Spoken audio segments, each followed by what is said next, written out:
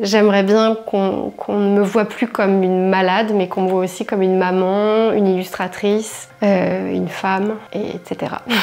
Je m'appelle Sylvie Huibaud, j'ai 48 ans et je suis atteinte d'une RCUH, d'une MICI en fait, maladie inflammatoire chronique des intestins, depuis mes 21 ans. Donc je vous laisse faire le calcul. La vraie vie pour moi, c'est vraiment apprendre à danser sous la pluie. Je fais partie des 10% de malades qui ne répondent pas au traitement, malheureusement. Ce qui a fait que mon état s'est dégradé pendant 8 ans et je me suis retrouvée au pied du mur et on a dû m'enlever le côlon, donc colectomie totale. Et puis j'ai vécu comme ça, avec relativement peu de symptômes, pendant 12 ans. Et puis c'est revenu après. Donc en 2016, j'ai eu 2 interventions très lourdes d'urgence. Et je suis sortie là avec une iléostomie, donc c'est une poche externe qui remplace le côlon et dans laquelle viennent se déverser les selles. Donc voilà, la sortie des artistes.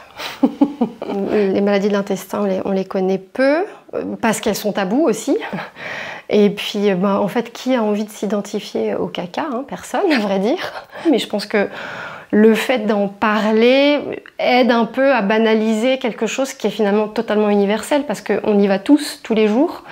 Et ma production, c'est pas parce que j'ai une poche qu'elle est plus sale ou dégoûtante que celle de mon voisin. Après la pose de la poche, là, ça a été vraiment compliqué. Dans un premier temps, j'arrivais même pas à me regarder dans un miroir parce que j'étais parasitée constamment par un bout de plastique que je savais définitif, donc c'était très compliqué à accepter. Et puis petit à petit, j'ai appris à me rhabiller, à apprivoiser ma poche, à me trouver une autre forme de féminité et à l'assumer en fait. Et je pense que tout passe par là, tout passe par le fait de l'assumer ou non. Et à partir du moment où j'en parle simplement, sans en faire quelque chose de dramatique ou de dévalorisant, il n'y a pas de raison pour que ça soit perçu de cette façon-là. Quand je suis sortie de cette opération de 2016, je pense que j'ai fait un genre de choc post-traumatique. Je n'arrivais pas à me projeter dans l'avenir parce que je ne voyais pas de lendemain. J'avais l'impression que j'allais mourir tous les jours. Et donc c'était très compliqué et j'ai vraiment eu besoin d'extérioriser ça, de sortir littéralement de mon corps ces pensées négatives sur le papier. Ça s'est traduit par l'écrit. Donc j'ai vraiment sorti ce texte comme ça, comme un exutoire. Et après ça, je me suis dit, mais encore une fois, ce texte existe maintenant, il faut que je le transforme en quelque chose de positif et donc il faut que je l'illustre. C'est ça mon job, donc c'est ma déformation professionnelle a pris le dessus. Je me suis représentée accrochée à une montgolfière en forme de poche de stomie, avec un paysage de Toscane idyllique en arrière-plan.